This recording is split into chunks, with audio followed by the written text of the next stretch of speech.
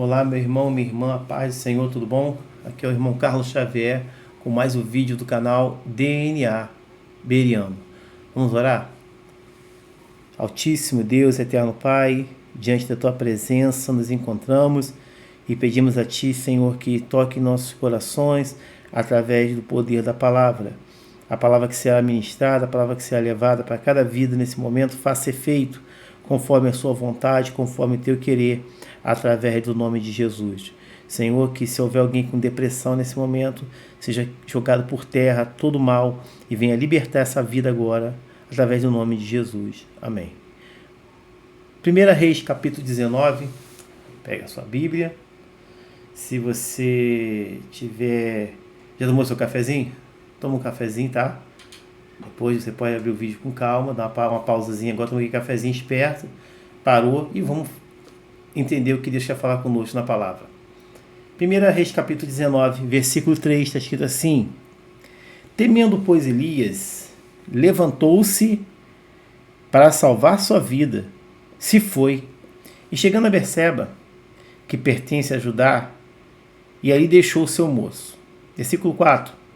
Ele mesmo, porém, se foi ao deserto, caminho de um dia, e veio e se assentou debaixo de um zimbro, e pediu para si a morte, e disse: Basta, toma agora, ó Senhor, a minha alma, pois não sou melhor do que meus pais. Vamos aqui já adiantar alguns versículos. Primeiro, quem aqui é narrado? Aqui fala-se do profeta Elias, um dos maiores profetas, do povo de Israel, dos judeus, e ele tem um embate muito forte, onde destaca-se sobre a sua vitória, contra os profetas de Baal, E depois de Deus ter respondido ele, ele fica bem, o seu nome fica em notoriedade. Ao ficar em notoriedade, ele é confrontado com a mulher de Acabe, uma mulher perversa que tem por nome Jezabel, tá? E essa mulher faz uma ameaça a Elias. Vamos lá, versículo número 2 do capítulo 19, 1 Reis, ela fala assim: Então Jezabel mandou um mensageiro a Elias a dizer: Faça-me os deuses como lhe aprouver, se amanhã, a estas horas, não fizer eu a tua vida como fizeste a cada um deles. Ela faz uma ameaça diretamente para o profeta, mandando um mensageiro, fazer uma ameaça para ele. E como trazendo para o nosso dia de hoje, como nós somos humanos, entrou no coração de Elias a ameaça de Jezabel. E o que acontece com a nossa vida também é a mesma coisa. Muitas vezes nós também recebemos a afronta das obras do diabo. O diabo, nosso adversário, ele não está brincando quando ele quer destruir a nossa vida. Se você ler João 10, diz assim: o ladrão vem senão para matar, roubar e destruir. Literalmente falando, se ele tivesse todo esse poder de fazer, ele matava você agora. Ele te exterminava agora, acabava com a tua vida agora. Mas ele não tem esse poder. Mas ele pode usar pessoas, tá? Que são pessoas que infelizmente nem sabem que estão sendo usadas por ele, para te atingir. E o que mais destrói o ser humano, muitas vezes não são as ações, é uma coisa, a ação direta, mas sim palavras. E nós temos que tomar cuidado com as nossas palavras, porque as nossas palavras têm poder. Podemos levantar e também podemos destruir uma vida por causa de uma palavra mal falada, mal proferida. E olha como que essa mulher soube usar a sua influência e diretamente falar com o profeta, mandar recado para ele: olha, eu vou fazer com você o que você fez com os meus profetas. Você humilhou eles, eu estou humilhada, mas eu vou me vingar de você. E a palavra entra no coração de Elias. Agora vamos no versículo 4, que acontece aonde eu começo a ver os primeiros erros. O tema desse estudo é o zelo de Deus nos detalhes. Deus, ele sabe muito bem que nós, como humanos, temos uma condição de receber uma carga que até a qual podemos suportar. Nem toda carga que nós recebemos, tem coisa que a gente, não é nem nessa carga, a gente vai lá e procura o problema. Eu quero dizer que Deus, ele sabe muito bem da sua circunstância, das suas condições, das suas forças, e ele vai te dar escape, mas é o Deus dos detalhes. Veja como Deus trabalha com Elias e como não é parecido com a nossa vida. No versículo 4, o erro começa aqui. Elias, ele diz assim, ele mesmo, porém, acontece nesse versículo que essa primeira parte diz assim, ele mesmo, porém, tomou uma decisão sem antes consultar Deus e fugiu. Diz assim, se foi ao deserto. Porque eu falei com você, tem coisas que nós mesmos, tem lutas que nós mesmos, em vez de consultar o Eterno, consultar Deus, nós mesmos tomamos a decisão e vamos para onde? Para o nosso deserto. Por quê? Porque nós temos que viver na dependência de Deus. O deserto que Elias foi, de repente, se tomasse uma decisão, uma atitude de conversar com Deus, procurar uma orientação naquele momento, seria o mais óbvio. Mas ele mesmo, diz o texto assim, ó, ele não se esqueceu da providência de Deus naquele momento e ele tomou uma decisão de seu próprio punho, diz assim, e ele mesmo, porém, se foi ao deserto, caminho de um dia, e veio e se assentou debaixo de um zimbro. Zimbro é uma árvore que dá um fruto, que tem um cheiro maravilhoso, aromático, né? Até calmante também. E pediu para si a morte e disse, basta, toma agora, ó Senhor, a minha alma, pois não sou melhor do que meus pais. Ele já começou a mudar, a fazer a inversão das coisas. Olha só, quando nós fazemos a inversão do que é sobrenatural, do que nós somos, quem somos e quem Ele é, quem Deus é, as coisas começam a dar errado. Não sou eu que prego, não sou eu que direciono, mas é Ele que faz, é Ele que pede, é Ele que manda, é Ele que está ali no comando das coisas. Então ele já começa a falar assim, Senhor, basta para mim, tira a minha vida. O que quer dizer isso? Olha, fica no propósito que Deus te chamou e vamos passar a ouvir o que o Espírito Santo está dizendo. Não que nós queremos que aconteça. O meu querer, o nosso querer, para Deus, vou ser sincero, não vale de nada. O que é importante é o querer de Deus na nossa vida. E aqui ele começa a achar que está, de repente, falando assim, Senhor, basta para mim. E isso mostra um total estado de depressão, a doença do século. Depressão é a doença do século. É uma doença que tem afligido muitas pessoas são atingidas pela depressão e estão se afundando, mas aí tem pessoas que o erro também dentro das igrejas é que achar que depressão está ligado a coisa maligna, a Satanás, e não é por aí, tá? Não é por aí. Vamos ver o versículo 5, diz assim, deitou-se, olha só o estado que ele estava, ele deitou-se e dormiu debaixo do zimbro. Mas aí o tema desse estudo, essa palavra diz, o zelo de Deus nos detalhes. Diz assim, eis que um anjo o tocou, ele disse, levanta-te e come. O que quer dizer isso? O próprio anjo, o próprio Deus manda um anjo até lá e vê a necessidade do profeta. Então Deus também está olhando para nós nesse dia, está dizendo assim, eu sei a tua necessidade. Para Elias foi, levanta e come. Para mim, para você, pode ser, tome uma decisão, ou pode ser, vai lá e pede perdão, ou pode ser, não saia da tua igreja, ou pode ser, se reconcilie hoje. Deus vai tomar uma atitude, porque Ele nos ama. Deus está olhando para nós e fala assim, eu zelo por você nos detalhes. Versículo 6. Olhou ele e viu, junto à cabeceira, olha só como é o capricho que Deus teve com Elias.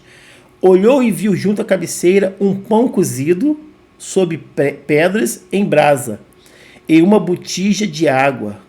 Comeu, bebeu e tornou a dormir.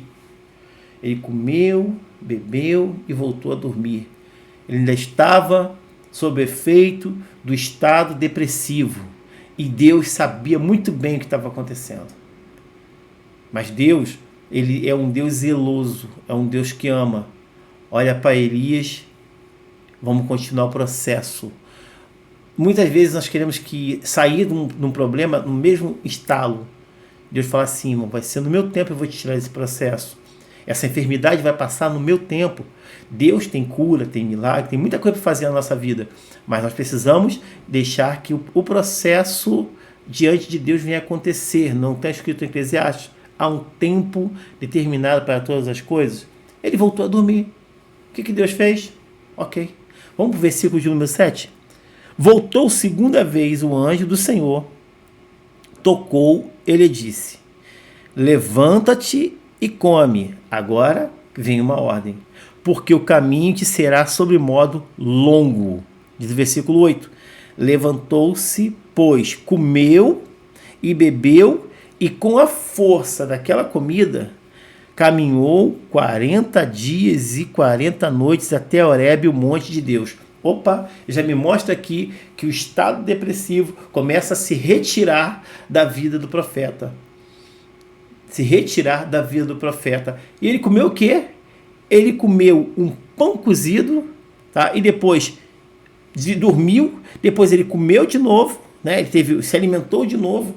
Quer dizer, aqui eu entendo que nós, para nos recuperarmos, né, das circunstâncias, das lutas que se levantam, precisamos estar alimentados. E qual é o alimento que Deus nos dá?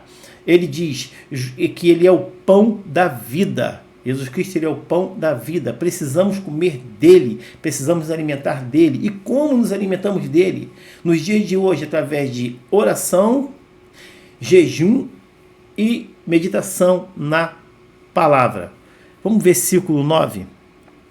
Ali entrou numa caverna, onde passou a noite, e escreveu a palavra do Senhor e disse: o que fazes aqui, Elias?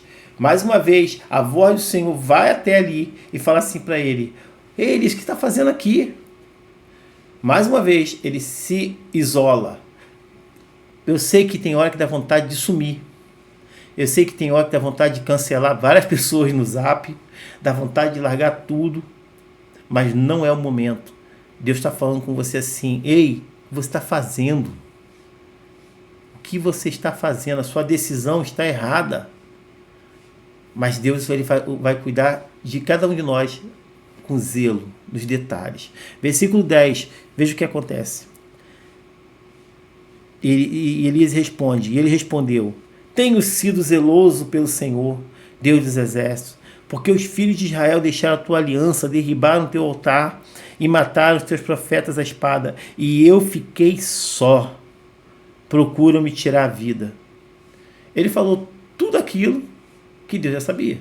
E Deus, que mesmo assim, Deus sabe de todas as coisas. Deus é tão maravilhoso que ele sabendo de todas as coisas, ele está com o seu ouvido ali, ó. Fala, meu filho, eu quero te ouvir. Sabe o que quer dizer isso? Ore. Coloca a tua vida no altar. Ora a Deus, fala com Ele. Oração é uma ação direta com Deus. Você está falando, você está mostrando quem você é, você está se derramando com Deus.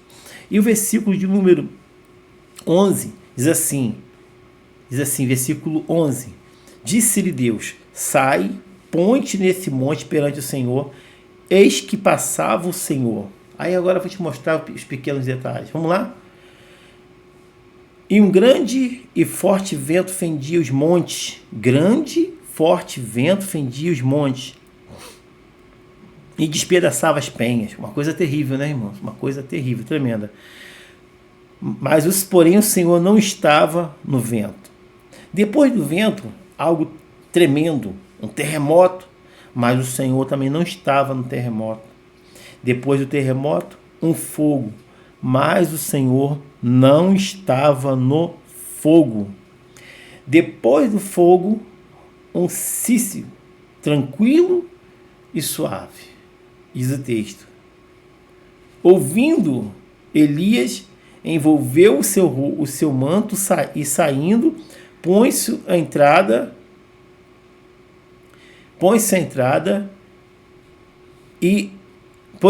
da caverna, e eis que lhe veio uma voz que lhe disse: que fazes aqui?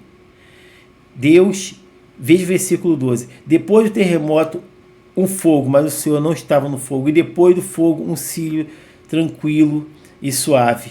Ouvindo, Elias envolveu o seu manto no rosto e saindo. Elias só saiu quando ele ouviu a forma que Deus falou com ele, manso e suave. Por que Deus falou com ele de uma forma mansa e suave e ele ouviu? Sabe por quê? Porque Deus sabia que Elias estava num momento sensível, um momento de dificuldade, e que não era de qualquer forma que ele ia falar. Deus não estava no terremoto, Deus não estava no vento, Deus não estava no fogo. Deus se manifesta de uma forma suave. É dessa forma que Deus cuida de cada um de nós em detalhes. Eu, o homem, né, nós humanos, achamos que muitas vezes tem que ser de uma forma bruta para resolver o problema. Vai lá e fala com ele, fala com ela. É dessa forma que eu quero. Não. Deus, ele não é igual a nós. Deus, ele conhece, ele sabe muito bem a nossa sensibilidade nos detalhes. Por isso, um Deus zeloso, ele fala de uma forma suave e mansa. E o versículo 13 diz assim: ouvindo, Elias envolveu seu rosto no seu manto e saindo, pôs a entrada da caverna. Eis que veio uma voz e lhe disse: que fazes aqui, Elias? E terminando, você vê o que Deus faz com ele. Deus renova ele, dá outra ordem de comando para ele. É dessa forma que Deus cuida de cada um de nós. Que Deus te abençoe e fale melhor o teu rico coração, sabendo que o nosso Deus, ele é zeloso. Ele sabe muito bem o que você está passando, o processo onde você entrou, de repente, por suas próprias pernas, pelas suas próprias decisões. Mas mesmo nós tomando as nossas decisões, fazendo do nosso jeito, ele vai sempre estar do nosso lado para nos ajudar, para nos acolher. Então, meu querido, receba essa palavra como um refrigério na tua alma e saiba que Deus vai falar com você de uma maneira suave, mansa, porque ele conhece, ele sabe muito bem. E se Deus precisar de falar de uma forma tremenda também, ele vai falar, porque ele é Deus, ele fala como ele quiser, tá? Se quiser falar de uma forma como um terremoto, como fogo, como vento, aí, meu irmão, sofre as consequências, aí ele está falando. Mas Deus sabe muito bem quem é você, quem sou eu, quem somos nós diante da sua presença. Se você ouviu até aqui, então dê seu like, ajude aí o canal, inscreva-se no canal, tá? Compartilhe o vídeo também, que Deus te abençoe grandemente no nome de Jesus.